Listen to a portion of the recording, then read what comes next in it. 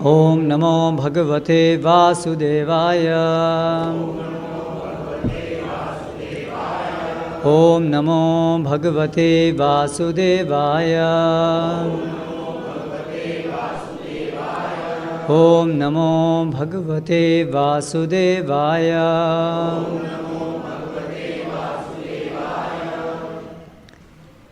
श्रीमद् भगवद गीता यथारूप अध्याय 1 कुरुक्षेत्र के युद्ध स्थल में सैन्य निरीक्षण। श्लोक संख्या 40। कृपया दोहराइए। अधर्माभिभवात् कृष्ण प्रदुष्यन्ति कुलस्त्रियः स्त्रीषु दुष्टासु वार्ष्णेय जायते वर्णसंकरः। अनुवाद एवं तात्पर्य। कृष्ण कृपा मूर्ति श्री श्रीमदेसी भक्ति वेदांत स्वामी श्रील प्रभुपाद इस्कॉन के संस्थापक आचार्य जी के द्वारा। हे कृष्ण, जब कुल में अधर्म प्रमुख हो जाता है तो कुल की स्त्रियां दूषित हो जाती हैं और स्त्रीत्व के पतन से हे वृष्णिवंशी अवांछित संतानें उत्पन्न होती हैं। तात्पर्य। जीवन में शांति, सुख तथा आध्यात्मिक उन्नति का प्रमुख सिद्धांत मानव समाज में अच्छी संतान का होना है। वर्णाश्रम धर्म के नियम इस प्रकार बनाए गए थे कि राज्य तथा जाति की आध्यात्मिक उन्नति के लिए समाज में अच्छी संतान उत्पन्न हो। ऐसी संतान समाज में स्त्री के सतीत्व और उसके निष्ठा पर निर्भर करती है। जिस प्रकार बालक सरलता से कुमार्गगामी बन जाते हैं, उसी प्रकार स्त्रियां भी पतनोन्मुखी होती हैं। अतः बालकों तथा स्त्रियों दोनों को ही समाज में वयोवृद्धों का संरक्षण आवश्यक है।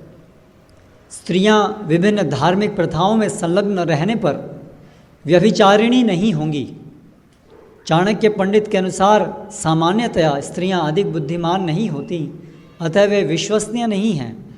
इसलिए उन्हें विविध कुल परंपराओं में व्यस्त रखना चाहिए और इस तरह उनके सतीत्व तथा अनुरक्ति से ऐसी संतान जन्मेंगी जो वर्णाश्रम धर्म में भाग लेने योग्य होंगी।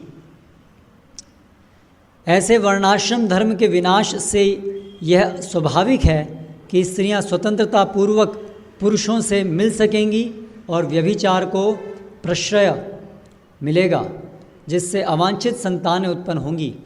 निठल्ले लोग भी समाज में व्यभिचार को प्रेरित करते हैं और इस तरह अवांछित बच्चों की बाढ़ आ जाती है, जिससे मानव जाति पर युद्ध तथा महामारी का संकट छा जाता है।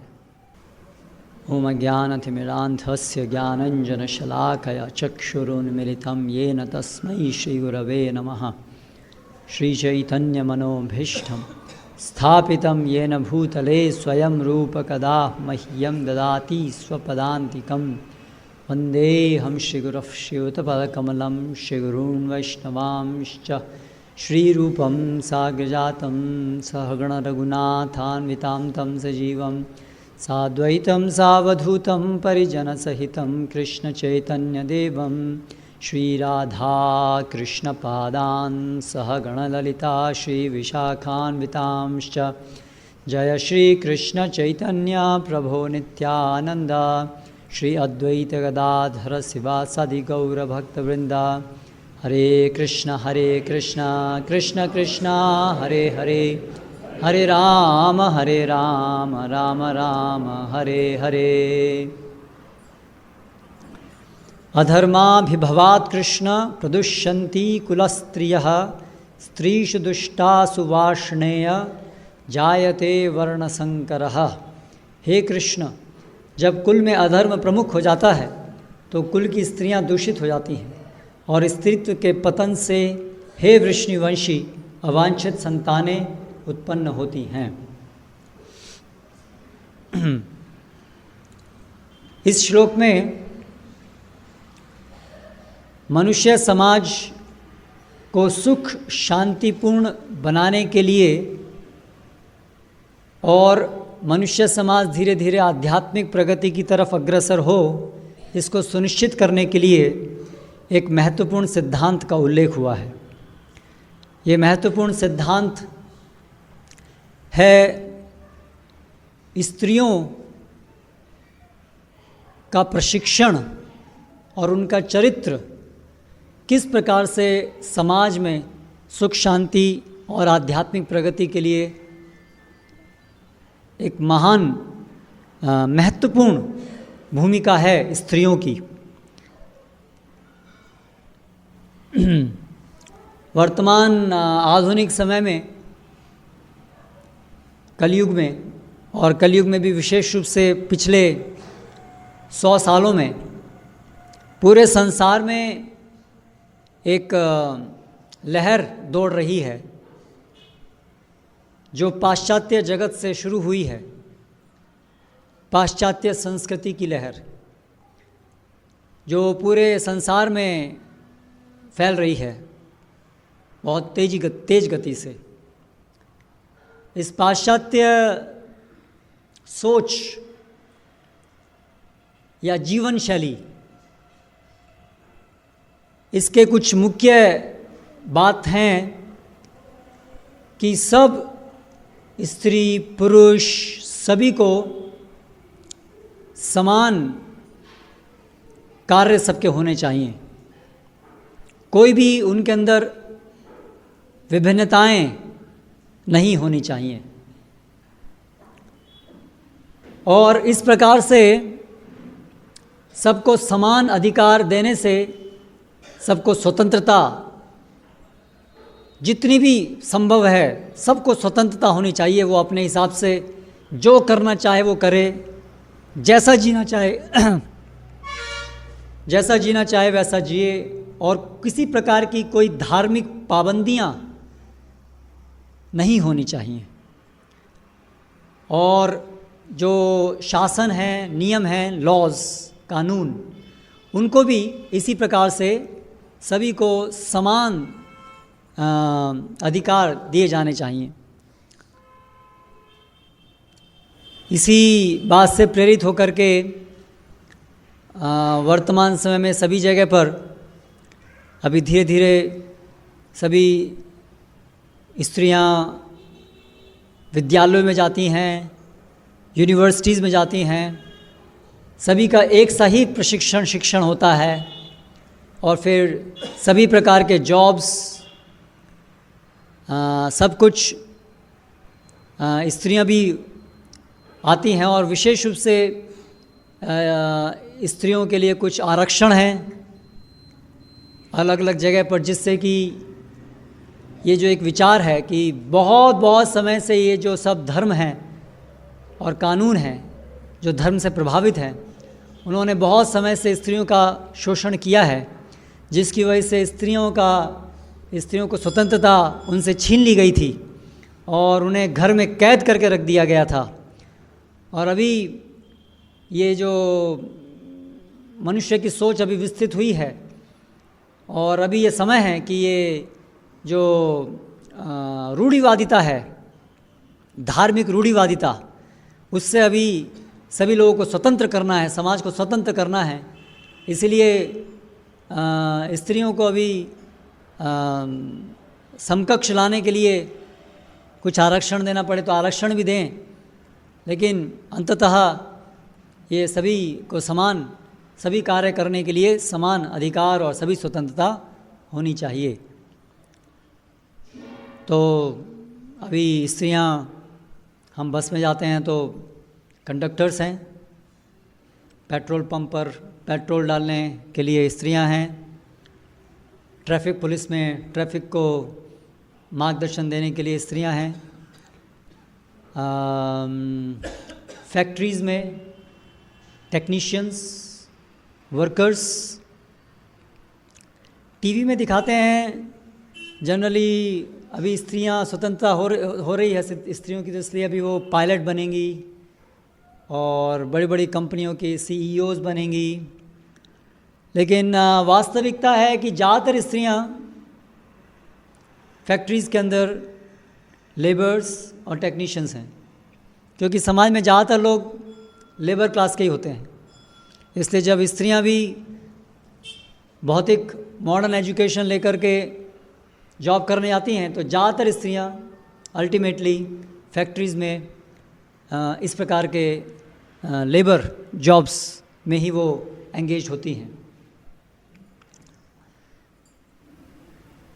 तो समाज के आगे ये बड़ा एक प्रश्न है कि क्या सही है, क्या धर्म के अनुसार लगभग समाज देश विश्व के सभी धर्मों में स्त्रियों और पुरुषों को के लिए समाज में अलग अलग जिम्मेदारियां दी गई हैं, रोल्स दिए गए हैं। लेकिन आधुनिक विचारधारा है कि ऐसा कोई अलग अलग रोल्स नहीं है, सभी कोई सभी रोल कर सकते हैं।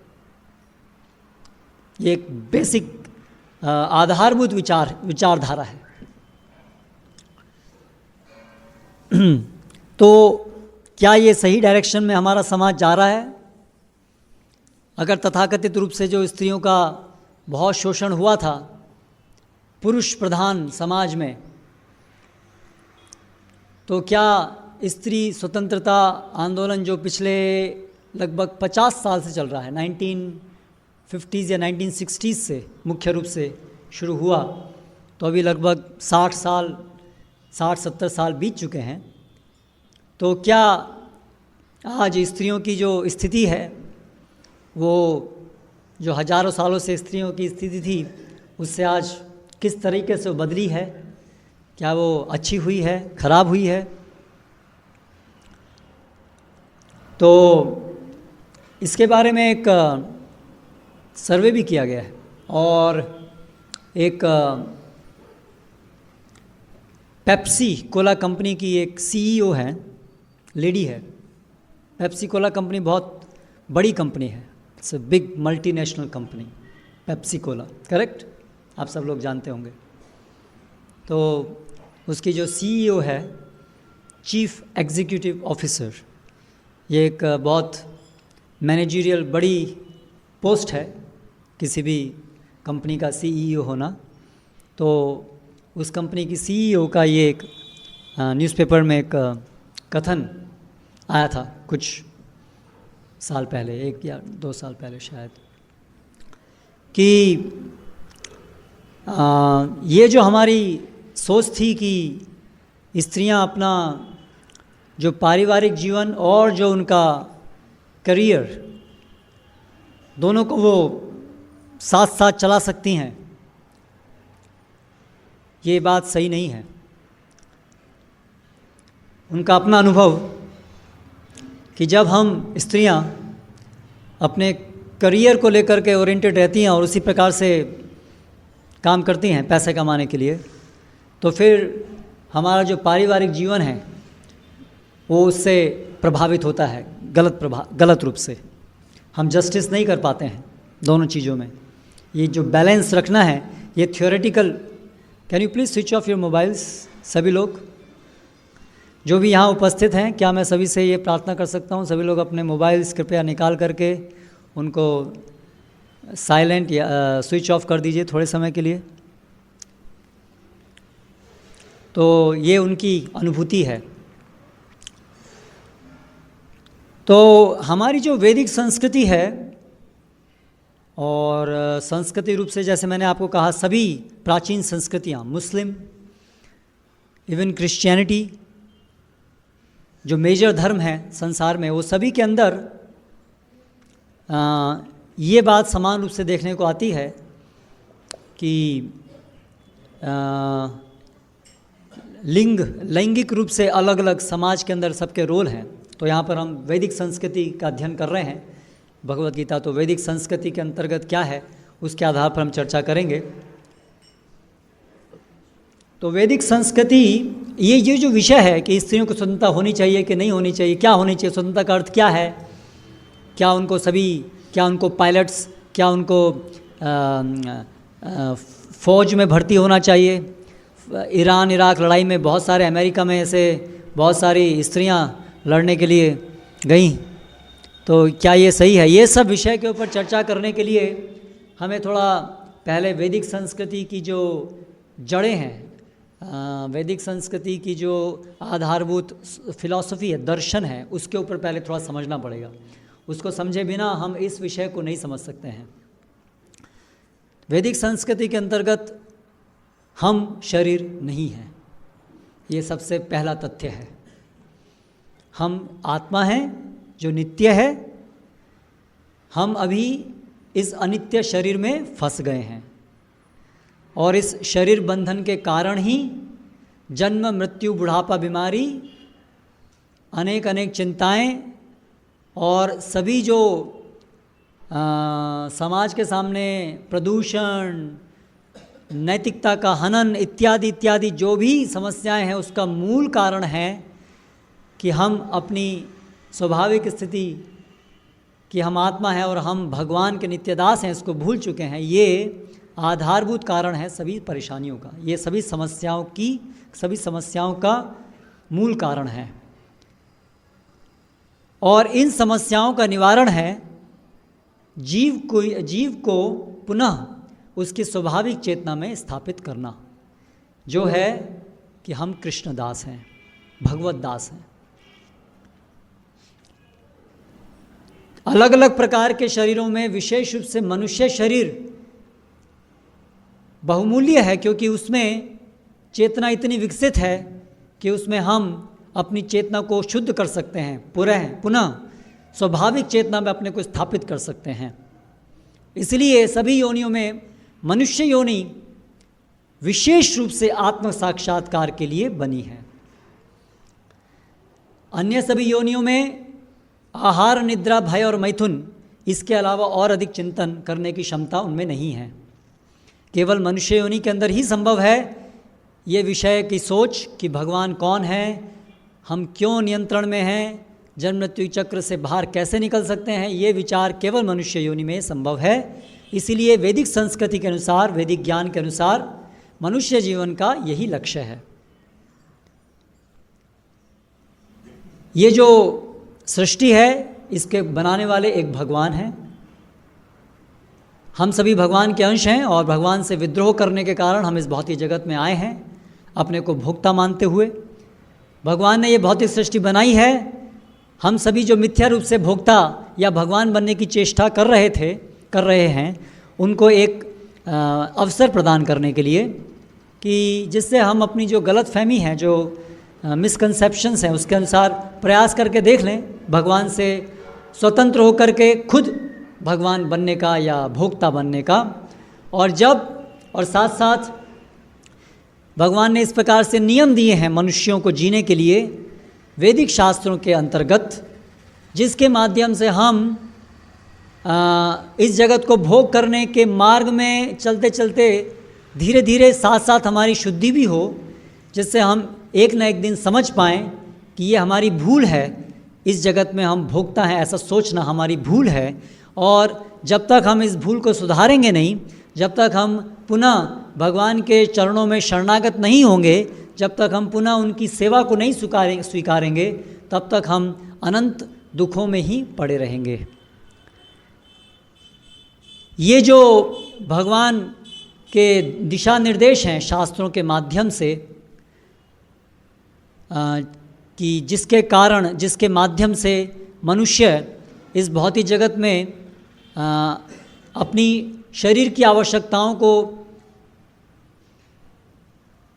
यथासंभव सर्वश्रेष्ठ तरीके से, सबसे आसान तरीके से, सबसे सरल तरीके से पूरी कर सकता है, और साथ साथ भगवान की तरफ जाने के मार्ग में भी कदम बढ़ा सकता है। वो जो प्रक्रिया है, वो जो पद्धति है शास्त्रों में दी गई, वैदिक शास्त्रों में जो दी गई है, उसका नाम है वर्णाश्रम पद्धति। जिसके अंतर्गत समाज को 4 वर्ण और 4 आश्रमों में विभाजित करके, जो विभाजन हर आत्मा को जो शरीर मिला है उसके पिछले जन्म के कर्म के अनुसार 3 गुणों से संचालित हो करके उस शरीर के अनुसार, जिसके अंतर्गत उसकी मानसिकता भी आ गई, उसका शरीर भी आ गया, उसके अनुसार उसको अलग अलग प्रकार के कार्य दिए गए हैं और सभी लोगों के कार्य इस प्रकार से बनाए गए हैं, भगवान के द्वारा निर्दिष्ट किए गए हैं, जिसको यदि सभी लोग अपने अपने कर्तव्य को निभाएंगे तो समाज समुचित रूप से देखभाल उसकी होगी, मेंटेनेंस होगी और धीरे धीरे सभी लोग क्रमिक रूप से भगवान की तरफ प्रगति करेंगे। ऐसी ये व्यवस्था है वर्णाश्रम व्यवस्था। भगवान श्री कृष्ण भगवद गीता में अन्यत्र कहते हैं, चातुर्वर्णम मया सृष्टम गुणकर्म विभागशः। ये 4 वर्ण और 4 आश्रम मेरे द्वारा निर्मित हैं। श्रीमद् भागवतम में नारद मुनि, जो भगवान के एक महान भक्त हैं, वो युधिष्ठिर महाराज को, जो भगवान के एक और महान भक्त हैं, उनको 7वें स्कंद में अलग अलग वर्णों के भगवान के द्वारा अलग अलग क्या क्या कर्तव्य निर्दिष्ट किए गए हैं वो सबका डिटेल्ड वर्णन बता रहे हैं, और आश्रमों का भी। तो वर्णों में ब्राह्मण, क्षत्रिय, वैश्य, शूद्र गुण कर्म के अनुसार जो हैं, जाति के अनुसार नहीं, जन्म के अनुसार नहीं। उसके बाद एक और वर्ण है स्त्री वर्ण। नारद मुनि पहले ब्राह्मण, क्षत्रिय, वैश्य, शूद्र उनके कर्तव्यों का बखान करते हैं, उनके गुणों का बखान करते हैं, और तदुपरांत स्त्रियों का धर्म क्या है, स्त्रियों का कर्तव्य क्या है, उसके बखान करते हैं। तो स्पष्ट रूप से मनुष्य, पुरुषों में भी सबके समान कर्तव्य नहीं है। ऐसा नहीं कि सही पुरुषों के लिए सब कुछ करने के लिए शास्त्र कहते हैं, नहीं, क्योंकि पुरुष भी सब एक जैसे नहीं है। पुरुषों की भी उनकी मानसिकता, उनके शरीर की संरचना अलग अलग है, उनके गुणों के अनुसार उनमें भी 4 भेद हैं, ब्राह्मण, क्षत्रिय, वैश्य, शूद्र। जैसे कि हर शरीर में 4 भेद होते हैं, 4 विशेष प्रकार के अंग होते हैं, मस्तिष्क, बाहु, उदर और पैर, और ये चारों ही मिलकर के शरीर को समुचित रूप से चलाते हैं और चारों ही महत्वपूर्ण हैं। अगर हमारे कन की उंगली में कुछ बीमारी है, कुछ तकलीफ़ है, तो हम, क्योंकि वो कन की उंगली है पैर की, इसलिए वो तो बेकार है, ऐसा छोड़ करके उसका इलाज ना करें, ऐसा नहीं होता है। हम कन की उंगली को भी उतना ही महत्व देते हैं जितना हाथ की उंगली को, है ना।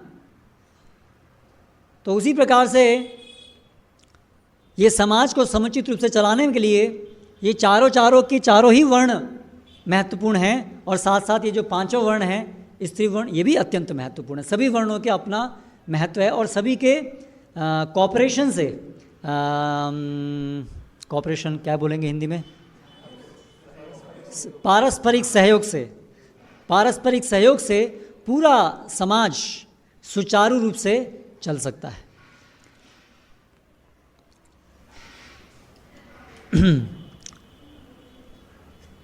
तो ये जो वर्णाश्रम में अलग अलग जो सभी के लिए कार्य दिए गए हैं, वो इस बात के ऊपर आधारित है कि सभी लोग एक जैसे नहीं हैं। आत्मा की दृष्टि से हम सभी लोग एक जैसे हैं, सभी भगवान के भक्त हैं, और इस दृष्टि से सभी को भगवत धाम जाने के लिए कोई मनाही नहीं है। सभी का अधिकार है भगवत धाम जाना, और सभी की योग्यता भी है भगवत धाम जाना। भगवत धाम जाने के लिए भगवान कहते हैं भगवद गीता में, मामि पार्थ व्यपाश्रित्य येऽपि स्युः पापयोनयः, कि स्त्री, शूद्र, वैश्य इत्यादि जो भौतिक दृष्टि से निम्न गुणों से संचालित हैं, तमोगुण, रजोगुण से संचालित हैं, वे भी मेरी शरण में आकर मुझ तक पहुंच सकते हैं। इसलिए इस दृष्टि से हम सभी समान हैं। लेकिन जिस प्रकार का जो हमको शरीर मिला है, वो शरीर तीनों गुणों से संचालित होने के कारण उसमें भेद है। सतोगुण से जो शरीर संचालित होगा उसके गुण अलग होंगे, इसलिए उसका कार्य भी अलग होगा। जो रजोगुण से संचालित शरीर है उसका कार्य अलग होगा, गुण अलग होंगे और उसका कार्य भी अलग होगा। और इसी प्रकार से तमोगुण से संचालित जो शरीर है उसके गुण भी अलग होंगे और उसका कार्य भी अलग होगा। कृत्रिम रूप से सभी लोग सभी कार्य करें ऐसा अगर हम मान लें तो उससे गड़बड़ होगी। अगर पैर कहे कि हम तो हाथ का काम करेंगे तो क्या होगा? हाथ से अगर हम रोटी खाने का प्रयास करेंगे तो क्या होगा? हमारा भूखे रह जाएंगे। हाथ से रोटी खाने का प्रयास करना मूर्खता है। पैर से रोटी खाने का प्रयास करना मूर्खता है। तो पैर का कार्य पैर करे और हाथ का कार्य हाथ करे तो पूरा शरीर सही से काम करेगा। तो उसी प्रकार से ये वर्णाश्रम व्यवस्था के अंतर्गत भगवान सभी की अलग अलग इच्छाओं के अनुसार और उनके कर्म के अनुसार अलग अलग उनको शरीर जो देते हैं, सब लोगों के लिए भगवान इसीलिए अलग अलग प्रकार के कर्तव्य कर्म बताए हैं। तो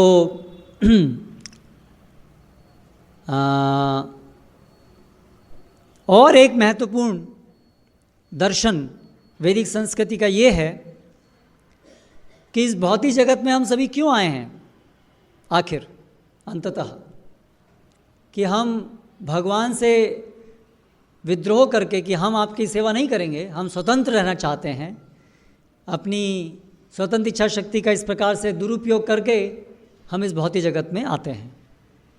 अर्थात हम यहाँ भोक्ता बनने का प्रयास करने के लिए आते हैं। ये भोग हम कैसे करते हैं? अपने शरीर की इंद्रियों के माध्यम से करते हैं। हमारी 5 ज्ञानेंद्रियां हैं और 5 कर्मेंद्रियां हैं, और इन इंद्रियों के माध्यम से हम भौतिक जगत के विषयों का भोग करके इनसे हम सुखी हो जाएंगे ऐसा सोच करके हम भोग करने का प्रयास कर रहे हैं। जब तक हम ये भोग करने के प्रयास करते रहेंगे तब तक हम इसी भौतिक जगत में जन्म मृत्यु के चक्र में फंसे रहेंगे, क्योंकि यही तो हमारी बीमारी का मूल कारण है।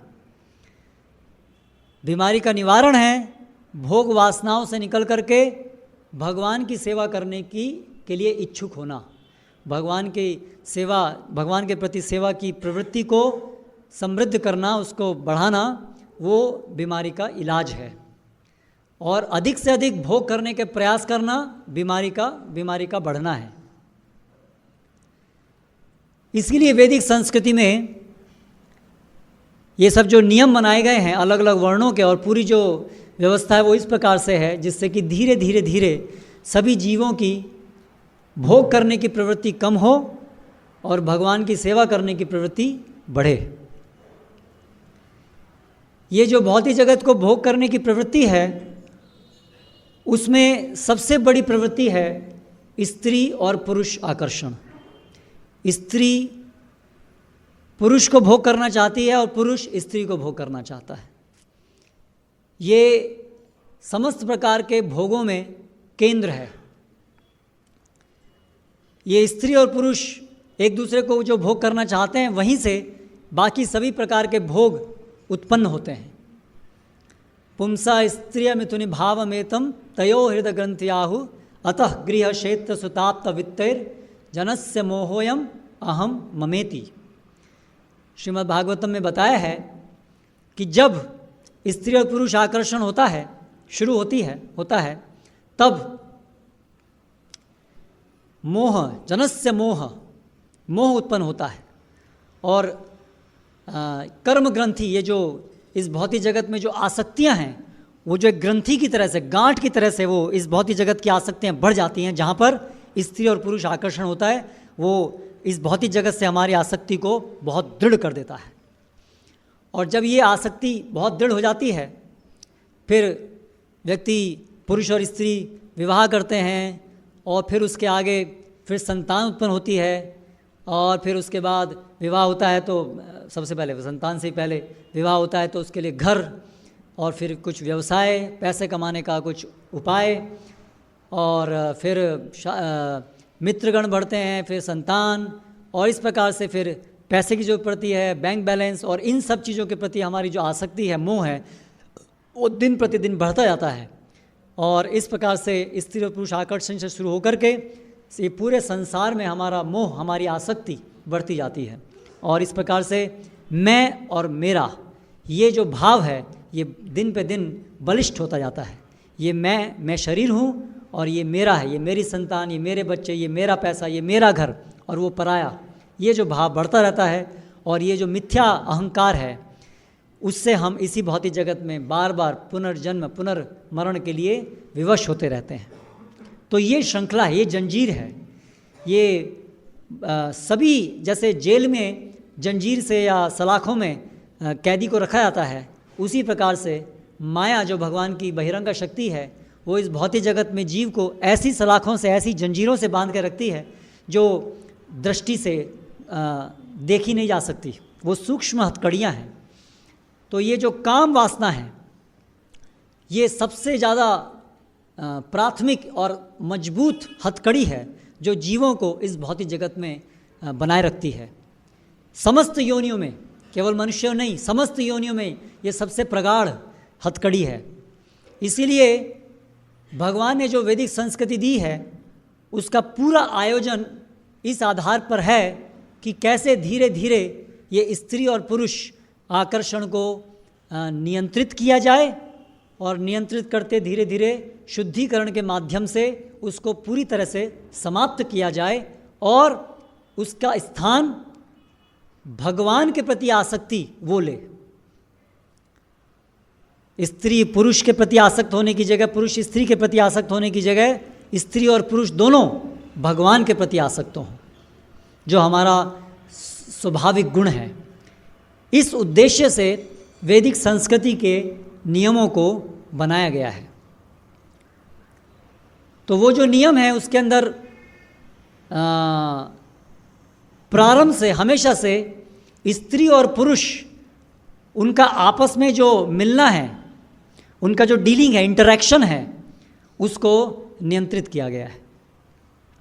क्योंकि भौतिक जगत के नियम के अनुसार, क्योंकि हम यहाँ भोग करने आए हैं, और इसलिए भोग करने के लिए वो स्त्री और पुरुष दो रूप बनाए हैं, शरीर के दो मॉडल्स बनाए हैं, और फिर माया के गुणों के अनुसार उसमें आकर्षण एक दूसरे के प्रति बनाया गया है, जिससे एक प्रकार का रस या आनंद प्राप्त होता है, और जिससे हम मोहित होते हैं, और जिससे इसी भौतिक जगत में बने रहते हैं।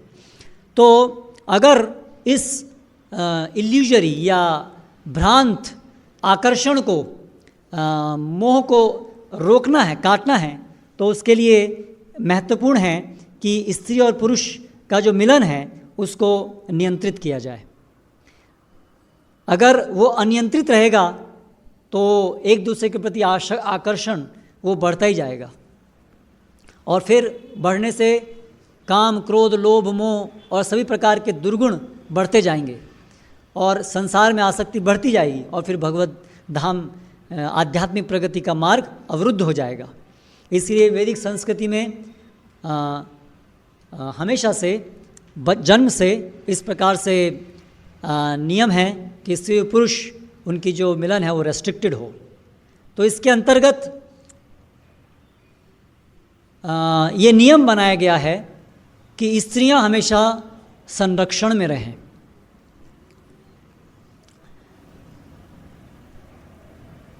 जन्म से लेकर के उनके विवाह तक, उनके युवावस्था के आने तक पिता के संरक्षण में वो रहें, और युवावस्था प्राप्त करने पर पिता उनको एक योग्य पुरुष। मैंने आप सभी से प्रार्थना की थी, कृपया इस मोबाइल को बंद कीजिए। इतना मोबाइल से लगाव है कि हम मोबाइल बंद नहीं कर सकते।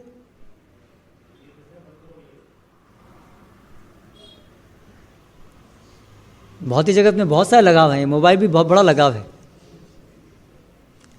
तो पिता के संरक्षण में, और फिर पति, उसका विवाह हो, और फिर पति के संरक्षण में वो रहे, और जब पति अगर वो आध्यात्मिक रूप से बहुत अधिक प्रगत है तो जब वो संन्यास ले तो फिर बड़े लड़के के संरक्षण में वो रहे, स्त्री रहे। तो इस प्रकार से संरक्षण देने का प्रावधान है स्त्रियों को, जिसे आधुनिक समय में शोषण का नाम दे दिया गया है।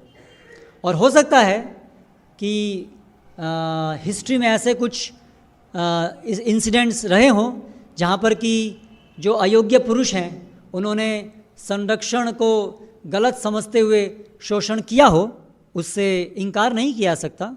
ऐसे भी कुछ इंसिडेंट्स रहे होंगे, लेकिन ऐसा कह देना कि वैदिक संस्कृति पूरी शोषण के लिए ही बनी है, ये सब नियम शोषण के लिए ही बने हैं, वो गलत है।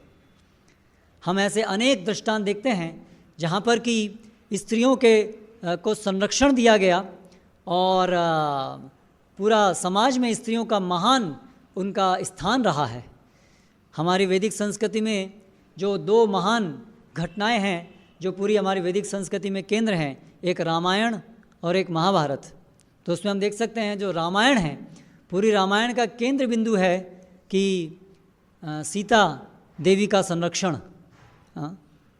तो पूरा रामायण इसी के चारों तरफ घूम रही है, इतना महत्वपूर्ण ये बात है। तो शोषण की बात वहाँ कहाँ आती है? तो बहुत तोड़ा मरोड़ा गया है।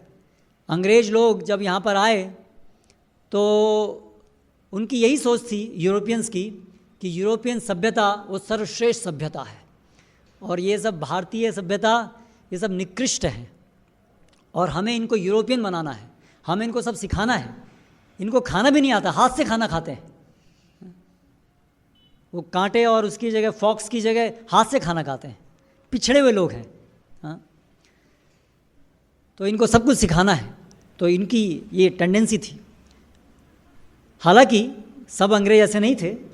अंग्रेज़ों में भी कई अंग्रेज जो आए, जब उन्होंने देखा कि भारत की संस्कृति, तो वो दंग रह गए कि भारत के जो लोग हैं वो इतने संस्कृति के उच्च स्तर पर हैं कि हम उनसे मुकाबला नहीं कर सकते हैं। उनकी सोच इतनी गहरी है, उनकी आध्यात्मिकता इतनी गहरी है कि हमारी ये पाश्चात्य सभ्यता तो उसके सामने कुछ भी नहीं है। ऐसे भी अनेक अंग्रेज लोग हैं जिन्होंने ये समझा, लेकिन इन जनरल जो लोग रूलर्स थे वो लोग की ये समझ नहीं थी। तो इस प्रकार से बहुत सिस्टमेटिकली, क्रमिक रूप से हम लोगों के सामने ये तोड़ मरोड़ करके हिस्ट्री को रखा गया है। सो एनीवे, पॉइंट ये है कि इस प्रकार से उनको संरक्षण की आवश्यकता है। तो प्रकृति के नियम के अनुसार स्त्री और पुरुष में भेद है, हम इसे इनकार नहीं कर सकते। आज के हमारे आधुनिक लोग कितना भी डिंडोरा पीट लें कि सब समान है, सब समान है, लेकिन स्पष्ट रूप से दिखता है सब समान नहीं है, भेद है। पुरुष बच्चे पैदा नहीं कर सकते, स्त्रियां बच्चे पैदा करती हैं, ये उनका स्वाभाविक कार्य है। और न केवल बच्चे पैदा करना बल्कि माँ बनने के साथ साथ एक प्रकार की मनोभावना की आवश्यकता है बच्चों का लालन पालन करने के लिए। एक त्याग की भावना और एक मातृत्व जिसके अंदर बहुत सारे गुण की आवश्यकता है, बच्चों का सही प्रकार से लालन पालन हो सके। तो वो सब गुण हैं स्त्री के अंदर नेचुरली। आप देखिए, कोई भी एक आपके घर में एक लड़का एक लड़की है, अगर उनको छोटे से जब वो होंगे तो उनके खिलौने अलग अलग होंगे, उनके खेल अलग अलग प्रकार के होंगे। लड़कियां जो हैं वो स्वाभाविक रूप से वो छोटे छोटे बच्चों के प्रति बहुत आकर्षित होती हैं, उनको खिलाने के प्रति। और जो लड़के होते हैं उनका कोई बच्चों को खिलाने के प्रति कोई विशेष आकर्षण नहीं होता। उनको कुछ तीर कमान, बंदूक और कार ऐसी चीज़ चाहिए उनको, और लड़कियों को डॉल्स चाहिए। तो ये स्वाभाविक उनकी नेचर है, प्रकृति के गुण के अनुसार। तो इस प्रकार से वो स्वाभाविक रूप से उनके इस प्रकार के गुण हैं। तो वैदिक संस्कृति के अंतर्गत इन गुण शायद उनको पता नहीं है कैसे स्विच ऑफ करना है।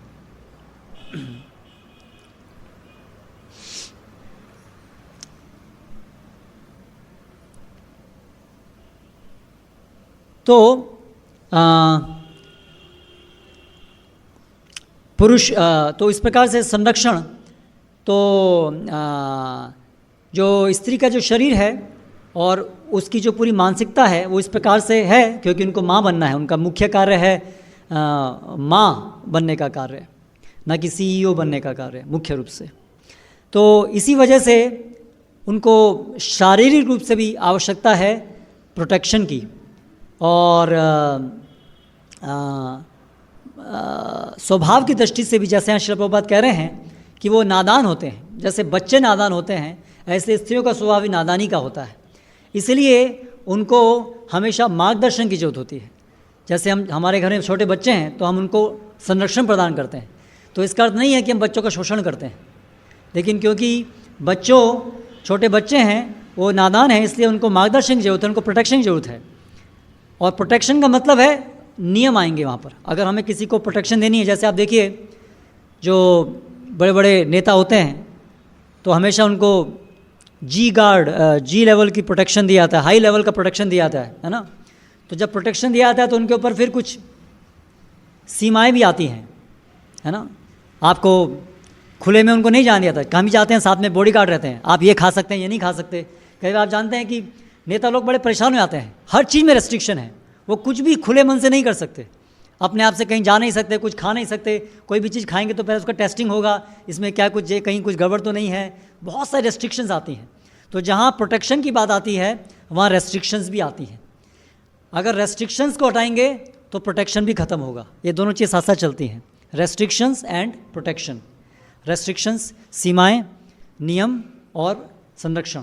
तो उसी प्रकार से अगर स्त्रियों को प्रोटेक्शन देना है तो फिर स्त्रियों को रेस्ट्रिक्शन भी उनको अपने ऊपर लेना होगा। अगर रेस्ट्रिक्शन हटाएंगे तो प्रोटेक्शन हटेगा। तो इसलिए हम आज जो देख रहे हैं आधुनिक समय में ये धारणा है सब रेस्ट्रिक्शन हटाओ, स्त्रियों को भी स्कूल में भेजो, कॉलेज में भेजो, जॉब में भेजो, सब रेस्ट्रिक्शंस हटाओ। तो फिर क्या हुआ है, उसकी वजह से प्रोटेक्शन ख़त्म हो गया है। क्योंकि एक ना एक चीज़ करनी पड़ेगी, या तो प्रोटेक्शन करना पड़ेगा या तो रेस्ट्रिक्शन करना पड़ेगा। प्रोटेक्शन करना होगा तो रेस्ट्रिक्शन करना होगा, अगर रेस्ट्रिक्शन हटाएंगे तो प्रोटेक्शन संभव नहीं है। तो इस वजह से आज के हम समाज में देख रहे हैं कि स्त्री पुरुष सभी को एजुकेशन और सभी जॉब्स के अंदर एक सामान्य विवाहित स्त्री अपने पति के साथ कम समय रहती है और एक दूसरे व्यक्ति के साथ, पुरुष के साथ ज़्यादा समय बिताती है। क्या अजीब बात है ना? तो फिर स्वाभाविक है डाइवोर्स का रेट बढ़ना, क्योंकि जिनके साथ हम रहते हैं धीरे धीरे उनसे आसक्ति होना कोई अचरज की बात नहीं है। और ये तो माया का जगत इसी प्रकार से बनाया गया है, स्त्री और पुरुष आकर्षण इसी प्रकार चलता है। तो हम आज देख रहे हैं डाइवोर्स रेट, जो कि पहले भारतीय संस्कृति में ये शब्द भी नहीं है भारतीय भाषाओं में। तो आज तो इतना ज़्यादा ये डाइवोर्स रेट इतना बढ़ गया है। तो उसका एक महत्वपूर्ण कारण ये है। और व्यभिचार बहुत बढ़ गया है। एक सर्वे किया गया है कि कॉलेज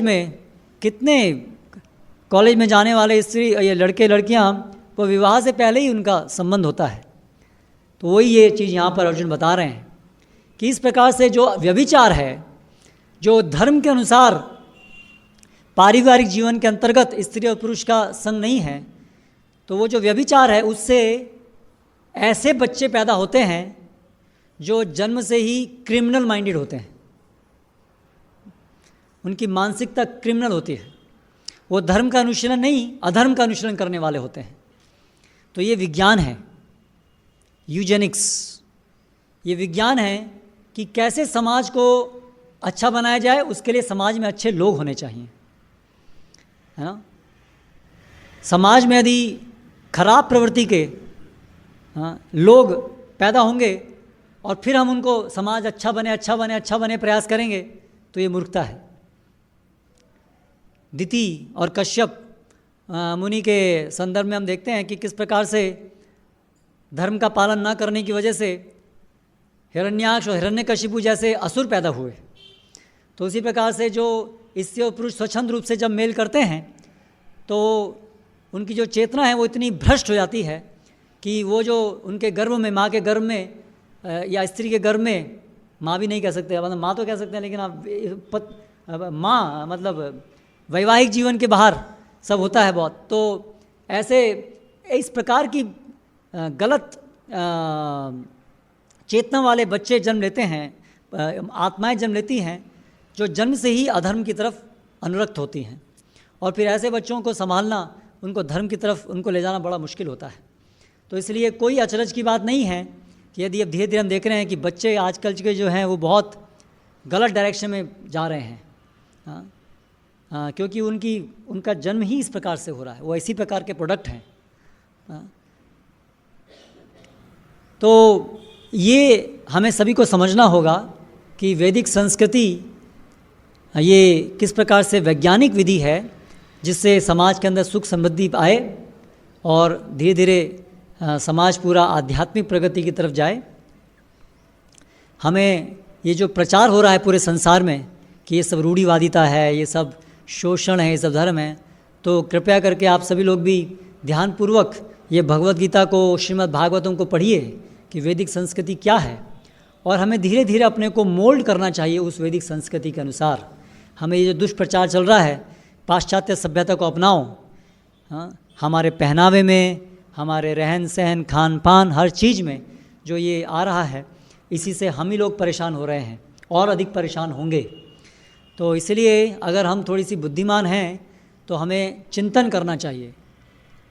लेकिन आजकल चिंतन करने का विषय तो कहाँ से आएगा? वैदिक संस्कृति में सब लोग, हर व्यक्ति का कोई गुरु होना चाहिए जो उनको मार्गदर्शन दे सके कि क्या सही है, क्या गलत है। तो घर में जब गुरु आते हैं तो उनके एक उच्च आसन में विराजमान कराया जाता है ना, उनको आसन देते हैं, सत्कार किया जाता है, घर का सबसे प्रमुख कक्ष में उनको बैठाया जाता है, करेक्ट। तो उसी प्रकार से आजकल लोग अपने ड्राइंग रूम में एक बड़े उच्च आसन पर आजकल के मॉडर्न गुरुज़ को बैठाते हैं। कौन है वो मॉडर्न गुरुज़? Mister TV. सबके ड्राइंग रूम में एक बड़ी ऊंची अवस्था में, सेंटर में, पूरे घर के केंद्र में हमारे आज के मॉडर्न गुरुज़ उपस्थित होते हैं। और जैसे गुरु हमारे को A to Z सब कुछ सिखाते हैं, वैसे आज हम A to Z जो भी सीखते हैं वो सब टीवी से सीखते हैं, टीवी, इंटरनेट, इन सब से सीखते हैं। तो हमें सोचना है हमें क्या डायरेक्शन में जाना है। तो ये जो संस्था है अंतर्राष्ट्रीय कृष्ण भावनामृत संघ, श्रील प्रभुपाद ने जिसको प्रारंभ किया, और जो श्रील प्रभुपाद ने प्रारंभ नहीं किया है एक दृष्टि से, इस्कॉन जो इंस्टीट्यूशन है वो उन्होंने प्रारंभ किया है, लेकिन जो संस्कृति है, ये जो ज्ञान है, ये तो भगवान कृष्ण के समय और उससे ही पहले सृष्टि के प्रारंभ से ला रहा है। भगवान कृष्ण का समय, भगवान भी अनंत हैं, भगवान सृष्टि से पहले भी हैं। तो ये हमेशा से ये सृष्टि जब से है तब से ये ज्ञान और ये संस्कृति है। तो इसलिए हम सभी को चाहिए कि हम ये आधुनिक प्रोपेगेंडा में नहीं पड़ें और धीरे धीरे समझें उस वैदिक संस्कृति को और अपने जीवन को उसकी तरफ मोड़ें। उसके लिए नियमित रूप से ये शास्त्रों का अध्ययन करना बहुत ज़रूरी है और उसको सुन करके अपने जीवन में उसका अनुशीलन करना भी बहुत ज़रूरी है। यहाँ पर समाप्त करेंगे। हरे कृष्णा। अगर इस विषय में कोई आपका कोई प्रश्न है, कोई आपत्ति, चैलेंज को क्या कहेंगे, चुनौती, कोई चुनौती है तो भी स्वागत है। आप जी, हाँ धन्यवाद भी। एक मिनट, कौन प्रश्न पूछ रहे हैं? आपका कोई प्रश्न है? बोलिए। समाज में जो हम लगातार प्रयास कर रहे हैं इस मंच पर,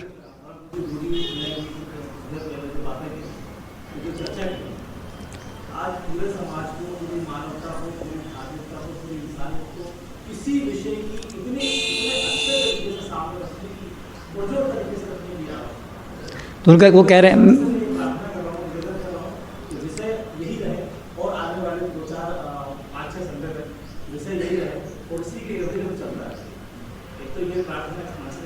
सवाल अच्छा।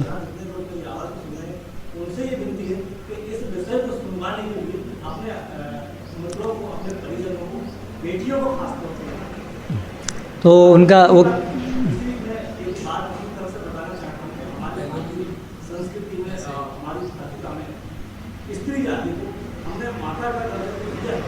इसी तरह स्त्री को पुरुष के पहले जो फलसफा है भगवान राम से मिलता है, जो उस भाषा अपनी सीता को स्वयं से पहले स्थान देते हैं कि जहाँ मेरा नाम लिया जाएगा उसके पहले आपका नाम लिया जाएगा। हम सीता राम कहते हैं, राधे कृष्ण कहते हैं, शिवाश्री कहते हैं। तो जो बहुत सारी भ्रांतियाँ हैं और अभी जो आपने जो वचन कहे, जो बातें कही, बहुत सारा विषय देने के लिए लेकिन मुझे लगता है सारे लोग समझे होंगे। आप बहुत अच्छे से लिख रहा है। हरे कृष्ण, हरे कृष्ण। आपका कोई प्रश्न था? थोड़ा खड़े होके बोलेंगे तो सबको सुनाई देगा।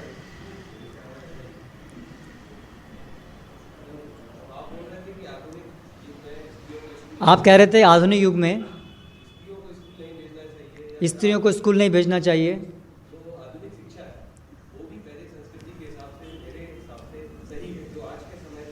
जो आधुनिक शिक्षा है वो मेरे हिसाब से सही है। वैदिक संस्कृति के साथ साथ आधुनिक वो भी जरूरी है। तो आप विष और अमृत दोनों साथ साथ देना चाहते हैं।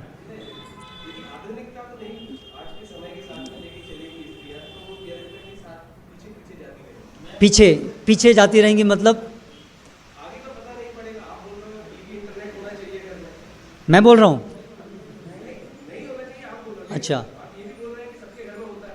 हाँ हर आदमी के घर में गुरु नहीं है, हाँ लेकिन टीवी गुरु है। हाँ, वो 90% लोगों के घर में है। 90% लोग घर में हैं। तो वो जो बात देखेंगे वही को वो अपनाएंगे। हाँ, वो पीछे रह जाएंगे, उनके घर में टीवी नहीं है या वो आज के आधुनिक पढ़ाई के हिसाब से नहीं चल रहा है। हाँ तो उनके जो पुत्र हैं, पुत्रियां हैं, वो बाद में बोलेंगे पापा आपको ये पता नहीं, हाँ। हमें आपको ये पता नहीं। आप जो हैं केवल एक छोटे से परिप्रेक्ष्य में देख रहे हैं। मैं आज के ही परिप्रेक्ष्य की बात कर रहा हूँ। बैठिए बैठिए बैठिए। आप केवल एक देख रहे हैं कि एक क्या है कि एक आदमी पहले अपने सर पे हथौड़ा मारता है, हाँ, और फिर एनासिन टैबलेट लेता है और फिर इसको बोला जाए भाई ये टैबलेट लोगे तो पेट में गैस्ट्रिक अल्सर हो जाएगा। तो बोला भाई मैं एनासिन नहीं लूँगा तो ये जो दर्द है सिर का वो कैसे जाएगा। लेकिन पहले समझने की बात यह है कि सिर का दर्द किसने बनाया, ये हमने हथौड़ा मार के ही पहले बनाया। तो इसलिए समस्या को मूल से ख़त्म करने की चर्चा हम यहाँ कर रहे हैं। यहाँ ऑलरेडी एक समस्या हमने बनाई है और वो समस्या बना पर कैसे उसको बीच में एडजस्टमेंट कैसे करना है वो डिटेल्स की चर्चा हम यहाँ नहीं कर रहे हैं। ऑलरेडी समाज, आप कह रहे हैं अभी तो सबके घर में तो आ ही गया ना गुरु, तो अभी क्या करें, वो एक अलग प्रश्न है। लेकिन पहले कम से कम आदर्श क्या है वो समझना होगा। अगर लक्ष्य नहीं समझेंगे तो उसकी तरफ चलने का रास्ता हम समझ नहीं पाएंगे। इसे सबसे पहले ये समझना है कि जो वैदिक संस्कृति है वो कैसे सही है और आज की जो चीज़ चल रही है वो कैसे गलत है, इसको समझना होगा। समझ करके अभी आज के इस परिप्रेक्ष्य से हम वहाँ तक कैसे पहुँचें, अपनी इस जर्नी को वहाँ तक कैसे ले जाएं, वो एक विस्तार का प्रश्न है कि कैसे उससे डील करना है। इसलिए ऐसा नहीं है कि केवल आज एक प्रवचन सुन करके कल से एकदम से सब कुछ बदल जाएगा, वो संभव नहीं है। लेकिन उसकी तरफ चलने के लिए हमें तैयार होना है। That is the process. Yes जी।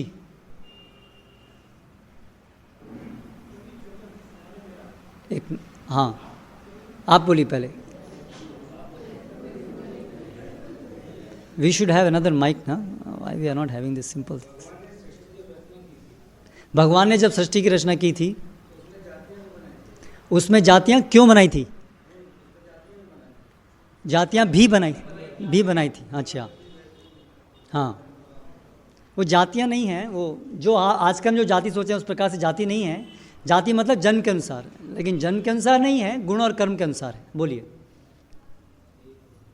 यही प्रश्न था। अच्छा, तो वो जन्म के अनुसार नहीं है। भगवान बोलते हैं चातुर्वर्णम मया सृष्टम गुण कर्म विभाक्षा। गुण और कर्म के अनुसार भगवान ने ये चार भेद बनाए, ना कि जन्म के अनुसार। माताओं की तरफ से कोई प्रश्न?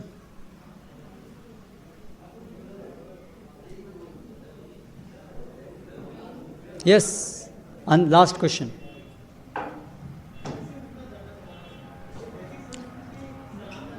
मैं ये जानना चाहता हूं कि वैदिक संस्कृति सनातन है।